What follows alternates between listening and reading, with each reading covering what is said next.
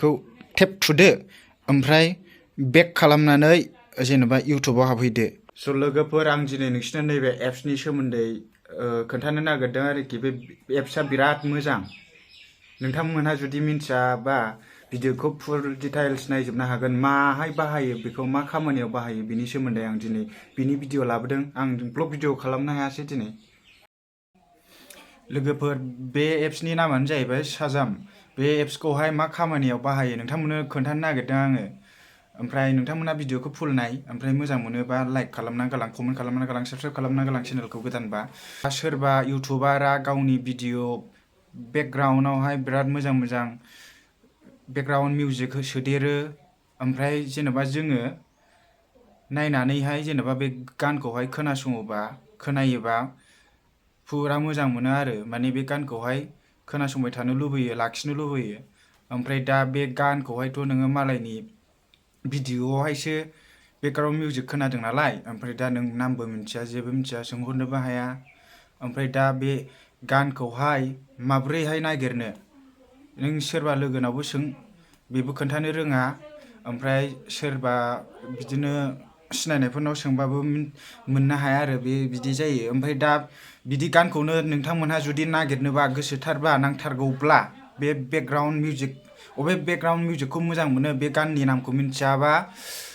सोंनानै मोननो हायाब्ला नैबे एप्सनि थ्रुयै बा एप्सनि थाखाय जों नागिरनो हागोन आरोखि बे एप्सनि नामानो जाहैबाय शाजाम बे एप्सखौहाय प्ले स्ट'रावहाय डाउनलड खालामनांगौ डाउनलड खालामनानै माबायदि खालामनांगौ आं नोंथांमोननो देखायगोन जेनेबा इउटुबारफ्राथ' मोजां मोजां गान बेकग्राउन्ड मिउजिक सोदेरो नालाय बे बेकग्राउन्ड मिउजिकखौ जेनेबा आंनो मोजां मोनबाय ओमफ्राय आं बे गानखौ नांसिगौ ओमफ्राय मारै मोनलायखो ओंखायनो दा बे बेकग्राउन्ड मिउजिकखौ मोननो थाखाय जों नैबे शाजाम एप्सनि थ्रुयैहाय जों मोननो हायो आरोखि नोंथांमोनहा माबोरै सार्च खालामनांगौ आं खोन्थागोन नोंथांमोनहा नायलांदो स' लोगोफोर नोंथांमोनहा प्ले स्ट'रावहाय हाबदो ओमफ्राय प्ले स्ट'रावहाय बिदि मा होनोमोनलाय शाजाम मिउजिक डिस्कभारि बेखौ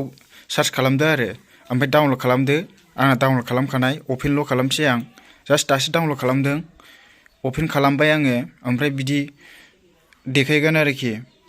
ओमफ्राय दा नोंथांमोनहा बेखौ टेप खालामथ'नो नाङा टेप खालामनो हायो माबा एलाव बियो ओमफ्राय बेखौ बन्द' खालामथ'नोसै बिदिबा माने बियो सार्च खालामनायसो नालाय जों दा गानखौनो दामाखै नालाय ओमफ्राय दा नोंनि मबाइलजोंबो माने सार्च खालामनो हागोन आरोखि जेनेबा इउटुबाव नोङो गान मोजां सोरबा इउटुबाराहाय बेकग्राउन्ड मिउजिक होदेरदोंबा बेखौहाय माने प्ले होनांगोन र' आं दा देखायगोन आं माबाथ'बाय केन्सेल खालामथ'बाय स' गाइसमोन जेनेबा नों इउटुबनिफ्राय बेकग्राउन्ड मिउजिकखौ मिन्थियाबा जेनेबा सार्च खालामनोबा नै बे एप्सआव अपेन खालामदो ओमफ्राय जेनेबा बेखौ टेप थुदो ओमफ्राय बेक खालामनानै जेनेबा इउटुबाव हाबहैदो इउटुबाव आं प्ले होना दोनखानाय दाना बेखौ होनोसै आं नै फैखायो बेलाय बिदि नाम फैखायो ओमफ्राय नों बेवहाय टेप खालामदो बोरो बेनाबो नटिफिकेसना एलाय नै बोरो नैलाय नै शाजाम गोजौआव ओमफ्राय देलाय नै बेवहायनो नुफैबाय मा नाम बे गाननि नामा मिउजिक फ्रम वेस्ट नेपालनो नोंथांमोनहा बांसिनानो बे बेकग्राउन्ड मिउजिकखौहाय होनानै लायो बिराद मोजां आरो बे बेकग्राउन्ड मिउजिकआ थान्दानो दा बुजिबाय दा लोगोफोर ओमफ्राय एगजामपोल लाबावनोसै आं दस्रा मिउजिकसो नागिरबावनोसै ओमफ्राय दा लोगोफोर आं मोनसे माबावनोसै आरो बे इउटुबनिखौनो होनजोबसै सोरनिबा मबाइल गंनै गंथामबो गैया नालाय ओमफ्राय दाना एबारना नेक्स्ट आलदा गानखौ होनसैलाय बेखौ थुग्रोना लानांगौ दे ओमफ्राय बेक खालामदो ओमफ्राय एबारसिनो इउटुबाव हाबफैदो इउटुबावबो नोङो नागिरना दोनखानांगौ ओमफ्राय दाना आं बेखौ प्ले होनोसै फैगोन ना फैया बे एलाय नै गोजौआव फैबाय बिदि आरो होमबा नै नामखौ गासिखौबो मोनजोबखाबाय आरामसे बेखौ नों इउटुबाव सार्च खालामदो जास्ट नोङो जेनेबा मा होनोमोनलाय इउटुबावहाय सोरबा मिहिर औवारियानो जा एक्सट्रा इउटुबारानो जा ससे ससे बेकग्राउन्ड मिउजिक सोदेरो नालाय ओमफ्राय दा बेकग्राउन्ड मिउजिकखौहाय नोंथ' डिसक्रिपसनाव रावबो होआ ओमफ्राय बेखौ सार्च खालामनो थाखाय नोङो बे एप्सखौ बाहायनानै नोङो जेनेबा इउटुबाव प्ले होनानै नोङो अबे खन्द'आवहाय गान दामदों बेखौ प्ले होदो ओमफ्राय जेनेबा शाजाम एप्सआव हाबग्रोनानै बेखौ सार्चआव होदो थुदो ओमफ्राय बेबासिनो जेनेबा इउटुबखौ अपेन खालामना लाखानाय बादियै जेनेबा माबादो आरो जे जायगायाव अबे खन्द'आव मिउजिक सोदेरदों बेखौ प्ले होदो होमबानो सार्च खालामनाय बायदि फैबाय होमबानो नोङो नाम थाम गासिबो मोनजोब्बाय बर'खौ खिन्थु मोननो नागिरा दे लोगोफोर दा नोंथांमोना बुजिबाय दा बिदिनो बेकग्राउन्ड मिउजिकखौहाय सोरबा इउटिउबारफ्रा बाहायनायखौहाय नोङो बिदिनो सार्च खालामनो हायो आरो बे एप्सजोंनो आरामसे ओंखायनो दा बे एप्सखौहाय जाय नोंथांमोनहा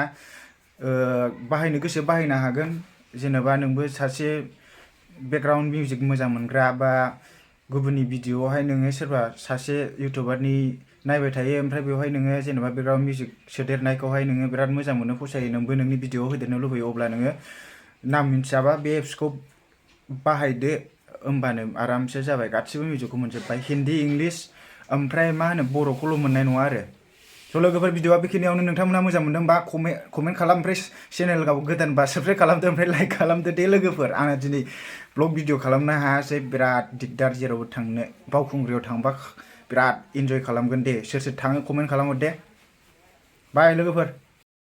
लोगोफोर आं बे एप्सनि लिंकखौहाय गाहायनि डिसक्रिपसनाव होनानै दोनदों नोंथांमोना हाबनानै डाउनलड खालामहैनो हागोन दे लोगोफोर